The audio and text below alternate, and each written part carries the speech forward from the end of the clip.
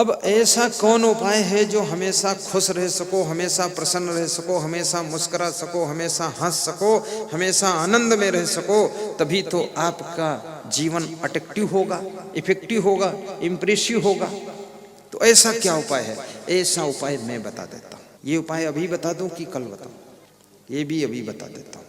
ऐसा उपाय बताने जा रहा हूं, कृपया बैठ जाइए, ध्यान से सुनिए। जो खड़े हैं वो खड़े रहिए, ध्यान से सुनिए, लेकिन हलचल मत कीजिए, क्योंकि ऐसा उपाय पहली बार बताने जा रहा हूं जो तुम हमेशा खुश रह सको, प्रसन्न रह सको, आनंद में रह सको, मुस्कुराते रह सको। ऐसा फार्मूला देने जा रहा हूं, कृपया अलर्ट हो जाइए, सावधान।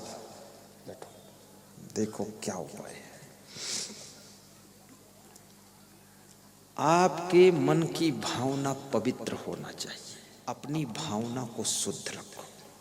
आप प्रसन्न रहोगे, न भय रहेगा, ना संकोच रहेगा, ना असमंजस रहेगा। नंबर 2, भावना को शुद्ध रखने में, भावना पवित्र रखने में 1 पैसे का खर्चा नहीं, 1 पैसे की मेहनत नहीं, केवल भावना। जैसे लोग कहते ना कि मेरी आपके प्रति बहुत बड़ी भावना है, सीने पर हाथ रखते हैं, तो इसमें खर्चा क्या हुआ उसका? कुछ नहीं। लेकिन जिसकी भावना अच्छी है वह व्यक्ति हमेशा खुश रहता है।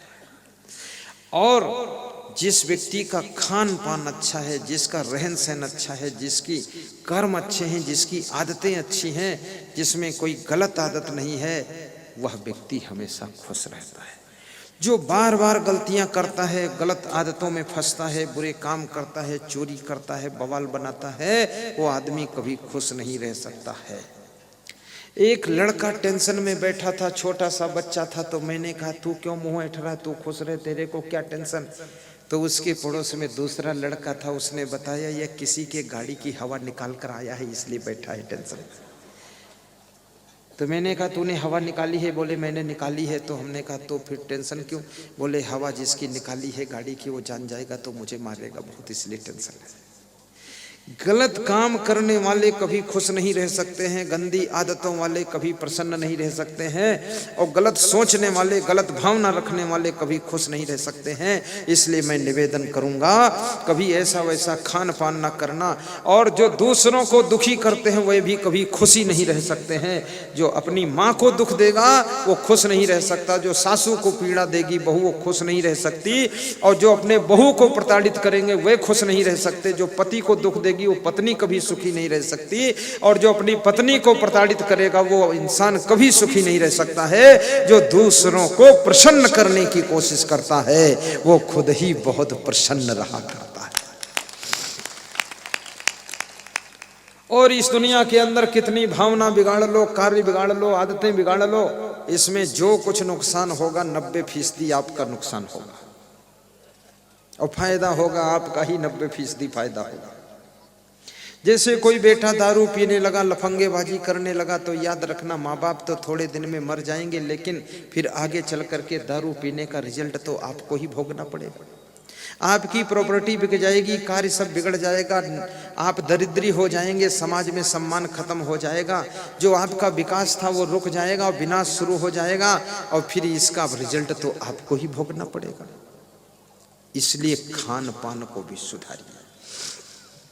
तो कबीर साहब कहते हैं आया है सो जाएगा राजा रंग फकीर, एक सिंहासन चढ़ चले एक बांधे जात जंजीर।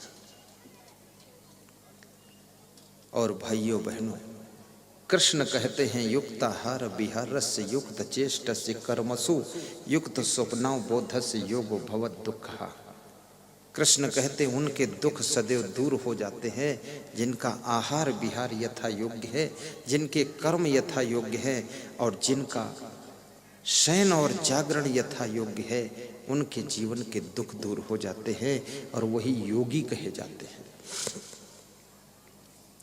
आपका जीवन मंगलमय हो ऐसी शुभ कामना करता हूँ। सीधे बैठ जाइए, अभी कोई उठना मत, समय पर सत्संग को विराम दे दूंगा, चिंता करना मत। आपके लिए सत्संग पर्याप्त सुना चुका हूँ, अब मंत्र पढ़ने वाला हूँ। विसर्जन का मंत्र सुन लेने से आपके घर के भूत प्रेत चुड़ैल का भी विसर्जन हो जाता है, इसलिए मंत्र बोलने जा रहा हूँ। घुटनों पे हाथ रख लीजिए, सीधे बैठ जाइए। आज एक बात और बता देना चाहता हूँ, जिनका स्वास्थ्य खराब रहता है, गंभीर बीमारियां हैं, जिनको शुगर है, पाइल्स है, जिनके किडनी में पथरी है, जिनके घुटनों में दर्द है, कमर में बेहद दर्द है, आँख में कोई तकलीफ है, सिर्फ एकमात्र सेंटर श्री च्यवन आयुर्वेद की दवाएं, जो कि भारत देश के छठे छठे राज वैद्यों के द्वारा निर्मित की गई हैं, जिसके होलसेलर राजस्थान से आए हुए हैं, और वो दवाएं केवल एक ही काउंटर पर मिलती हैं और कहीं मिलती नहीं हैं। वहाँ से आप स्वास्थ्य के लिए बहुत अच्छी रामबाण घुटना दर्द की दवाएं ले सकते हैं, और विभिन्न दवाएं उनके पास हैं। उन्होंने निवेदन किया है कि श्रोताओं को बता देना गुरुदेव।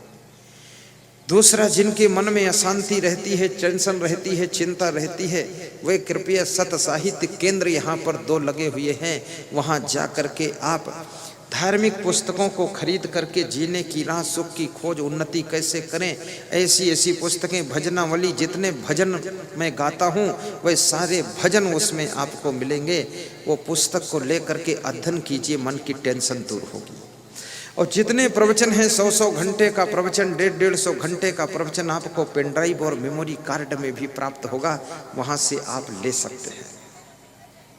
और अपने घर में शांति की स्थापना के लिए साउंड सिस्टम भी लगाइए एक कमरे में, और मधुर मधुर आवाज में प्रवचन सुना कीजिए।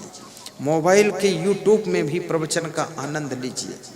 ये सोशल मीडिया का सही प्रयोग कीजिए, और यूट्यूब के प्रवचन को सब्सक्राइब भी कीजिए, ताकि जो नया प्रवचन लोड हो तुम्हारे उसमें पहले पहुँचे और व्यूअर की संख्या बढ़े।